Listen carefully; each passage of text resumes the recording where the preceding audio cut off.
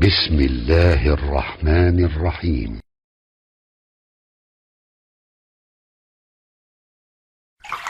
Nabi Muhammad belum minta, diberi oleh Allah. Karena itu ketika dilempar bukan hanya dengan kata-kata. Penduduk Taif melemparnya dengan batu, lempar dengan kemarahan, lempar dengan segala hal. Apa kata Nabi? Karena alam nashrah laka sadrak, kata Nabi, ya Rabb. Ketika dua malaikat penjaga bukit mengatakan, angkat tanganmu Muhammad, mud yadaika ilas sama, angkat tanganmu ke langit dan mohonkan kepada Allah supaya kami angkat gunung Taif untuk menghimpit mereka yang tidak punya sopan santun itu. Murka malaikat. Bagaimana Rasulnya dilempar dengan batu, berdarah menetes, bentengnya Zaid bin Thabit luar biasa, tidak mampu menghalanginya. Apa yang terjadi? Nabi, alam nashrah laka sadrak. Kalimat mulia mengalir di lisannya. La, mohon jangan lakukan itu. Fa innahum qaumun la ya'lamun.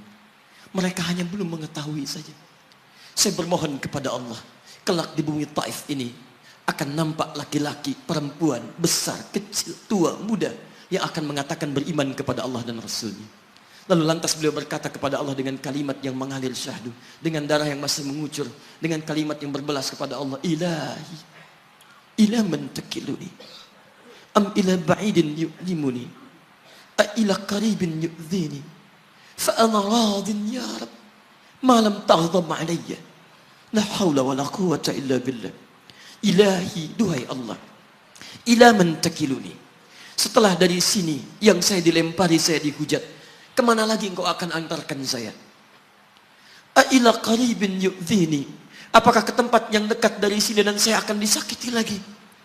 Am ila ba'idin yu'limuni, atau tempatnya masih jauh yang harus saya tempuh, tapi di tempat itu saya akan dihinakan lagi. Ana radin, saya ridha ya Allah, malam taghdab alayya, sepanjang engkau yang tidak murka kepada saya. Alam nashrah laka sadrak. Manusia melempari, radin. Manusia menghujat, radin. Malam taghdab alayya, sepanjang engkau tidak murka kepada saya. Muhammad sallallahu alaihi wasallam. Musa berkata, wa yassir li amri, ringankan urusanku. Muhammad sallallahu alaihi wasallam dengan segala kemuliaannya turun ayat, wa nuyassiruka lil yusra. Wa nuyassiruka lil yusra. Karena itu Nabi Rasul dulu mukjizat tampak di depan mata. Ada yang menghidupkan orang mati dengan menyebut kalimat Allah biiznillah, biiznillah. Sampai maaf teman-teman sekalian, mukjizatnya ada, Rasulnya ada, di hadapannya Allah mau dicari dan dibunuh juga. Muhammad sallallahu alaihi wasallam, wa nuyassiruka lil yusra. Tidak banyak mukjizat seperti nabi-nabi dahulu, dengan turunnya satu mukjizat beriman kepada beliau sallallahu alaihi wasallam, bahkan nyaris orang-orang yang tidak pernah melihatnya. Lihat umat masa lalu. Kaumnya Musa, Musanya kelihatan. Mukjizatnya bagus. Tongkat dilempar jadi ular. Tongkat dipukulkan ke batu, keluar 12 mata air. Quran surah kedua ayat ke-60. Apa yang terjadi? Umatnya masih belum mau beriman juga. Nabi Isa alaihissalam masih kelihatan. Orangnya ada, nabinya ada, mukjizatnya ada, rasulnya ada. Libat luar biasa. Mukjizatnya luar biasa, istimewa. Tapi apa yang terjadi? Dicari-cari nabinya mau dibunuh. Belum beriman juga. Muhammad sallallahu alaihi wasallam spesial. Perhatikan. Kalau orangnya kelihatan Anda yakin, Anda beriman, itu wajar. Muhammad sallallahu alaihi wasallam, ada orang yang tidak pernah melihatnya, tidak pernah menatapnya, mimpi pun belum tentu berjumpa dengannya, tapi mau beriman kepada Muhammad sallallahu alaihi wasallam. Antum pernah melihat Nabi sallallahu alaihi wasallam? Berjumpa dengan Nabi sallallahu alaihi wasallam? Maka beruntunglah antum, karena orang-orang yang beriman kepada Nabi sallallahu alaihi wasallam tanpa pernah melihatnya, itulah orang disebut oleh Nabi sallallahu alaihi wasallam sangat dirindukan oleh beliau. Satu kali beliau duduk dengan para sahabatnya mengatakan, ana mushtaqun bi ikhwani, saya sekarang sedang merindukan saudara-saudara saya. Kata sahabatnya, alasna ikhwanak ya Rasulullah, bukankah kami saudara-saudaramu? Kata Nabi, bal antum ashabi, kalian itu bukan saudara-saudaraku, kalian sahabat-sahabatku. Ikhwani humul ladzina lam yarawni walakinnahum yu'minuna bi.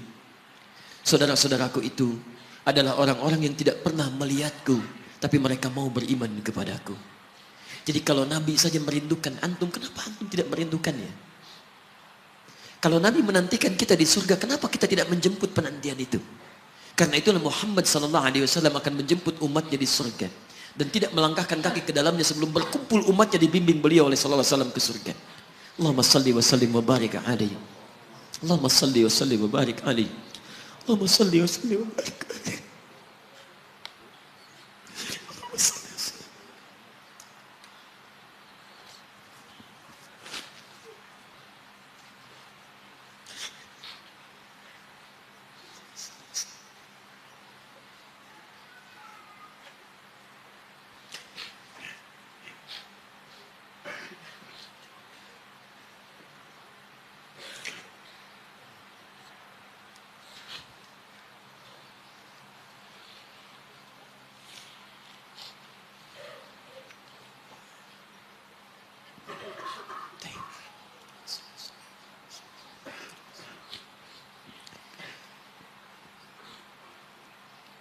Maka diturunkanlah kemudian hudan yang terakhir. Diharapkan dengan hudan ini mengantarkan semua umat Muhammad SAW yang mau beriman dan mengikutinya ke surga. Karena Rasulnya spesial, umatnya spesial, maka diturunkan di waktu yang spesial dengan petunjuk yang spesial. Quran surah kedua ayat 185. Syahrul Ramadan alladzi unzila fihi al-Quran. Di bulan Ramadan, turunnya bulan Ramadan. Bulan spesial. Unzila fihi al-Quran. Diturunkan Al-Quran.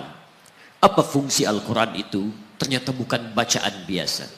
Bukan koleksi yang Anda simpan di pinggir-pinggir masjid atau terletak di atas-atas dipan di rumah Anda. Maaf, hudan. Lihat ayatnya. Syahrul Ramadan alladzi unzila fihi al-Quran hudan. Hudan. Petunjuk kita. Sumber kebahagiaan kita. Sumber ketenangan kita. Sumber capaian terbaik alam kubur kita. Dan petunjuk yang akan mengantarkan kita ke surga. Dan hebatnya, kalau yang umat-umat dulu, itu terbatas sifatnya. Tidak pernah disebutkan linnas. Suhuf. Suhuf Ibrahim wa Musa. Daud untuk kaumnya. Musa untuk kaumnya, Isa untuk kaumnya, tapi Muhammad SAW hudannya linnas untuk semua manusia. Jadi tawaran Quran, Allah menginginkan semua manusia yang kembali ke surga. Cuman kadang-kadang sayang, maaf teman-teman sekalian, saya tegaskan kepada Anda, ayat ini tegas memberikan isyarat bahwa hidayah Allah ingin diberikan pada semua manusia. Jadi kalau kita lihat keterangan Al-Quran, seharusnya tidak ada satupun manusia yang tidak dapat hidayah. Semua dapat. Cuman masalahnya, ada orang yang diberikan tapi dia tidak mau mengambilnya. Ini masalahnya. Hidayah itu bukan persoalan mendapatkan atau tidak. Persoalannya ketika Allah berikan, Anda mau ngambil atau tidak. Itu masalahnya.